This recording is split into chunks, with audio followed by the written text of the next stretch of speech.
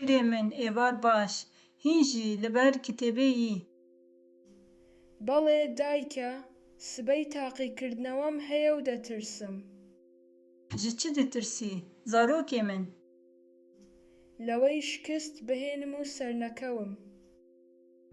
Şikestin ne dawiya rê ye, destpêkek nû ye. بەڵام هەموو هاوڕێکانم نمرەی باشتر دەهێنن. Tu xwe bi yekî din re nede berhev, tu duh û îro bide berhev. چۆن دایکە، من هیچ گەشە ناکەم. Şeş mehan berê te nedikarî hêsanî bixwînî, niha tu pirtûkên giran dixwînî. ڕاستە بیرم نەکردبووەوە. Pêşveçûn hêdî tê, ne wek baranê, wek dilopê. بەڵام جاری وا هەیە دەمەوێ هەموو شت بەجێ بهێڵم. Wê dema dilopa we ya herî giran be, tam wê demê tu nêzîkî armancê yî.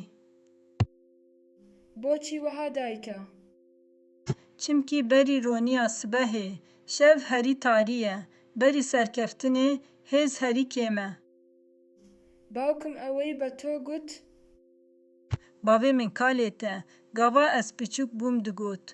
Daristan bi yek darê ranabe, lê her dar ji yek tovê dest pê dike. ئەو تۆوە چییە دایکە؟ Heldana te ya rojane, her saatek tu dixwînî, tu daristana xwe mezin dikî. ئەگەر ماندوو بووم چی؟ Rihna xwe vede, lê şûnda venegere, aramî ne westiyan e. هاوڕێکانم دەڵێن، بۆچی ئەوەندە خۆت ماندوو دەکەیت؟ Bersiv bide wan. Ez xwe ji bo xewna xwe diwestînim, ne ji bo dilxweşiya satekê. خەونی من بوونە بە دکتۆرە، یارمەتیدانی نەخۆشانە. Ev xewne tenê ya te ye, hezar kes li hêviya destê te ne. ئەو هەزار کەسە چۆن بزانم کێیانن؟ Tu wan nas nakî, lê her şevê ku tu dixwînî jiyana yekî ji wan tê parastin. ئەمە قسەیەکی گەورەیە دایکە. Karê mezin bi gotinên piçûk dest pê dikin. Bawerî bi xwe bîne, zarokê min.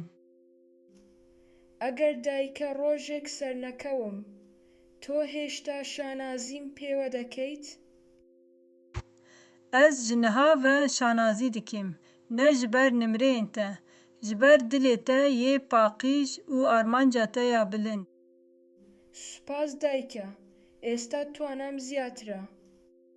Here razê kurê min, sibe rojek nû ye û her roj derfeteke nû ye. شەو باش دایکە، تۆ ڕووناکی منی.